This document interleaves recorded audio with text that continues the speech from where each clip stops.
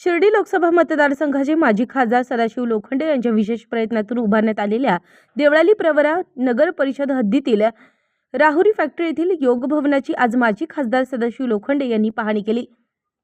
यावेळी माजी आमदार चंद्रशेखर कदम, उद्योजक गणेश भांड उपस्थित होते। यावेळी खासदार लोखंडे यांनी योगा भवनाची पाहणी करण्यात आली असून अधिकाऱ्यांना योग्य त्या सूचना करत लवकरच भव्य दिव्य उद्घाटन करून नागरिकांच्या सेवेत सुरू करणार असल्याचं सांगितलं। योगा भवनामुळे विविध सांस्कृतिक धार्मिक कार्यक्रम संपन्न करण्यासाठी खुले करून दिले जाणार आहे।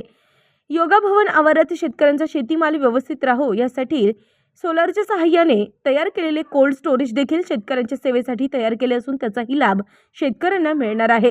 प्रसंगी देवळाली प्रवरा नगरपालिकेचे मुख्याधिकारी विकास नवाळे, माजी नगराध्यक्ष मुरलीधर कदम, मच्छिंद्र कदम, पत्रकार गणेश अंबिलवादे, गोपाळ शिंदे आदींसह अधिकारी, कर्मचारी आणि परिसरातील नागरिक उपस्थित होते। उत्तर महाराष्ट्र न्यूज नेटवर्कसाठी आशिष संसारे, देवळाली प्रवरा।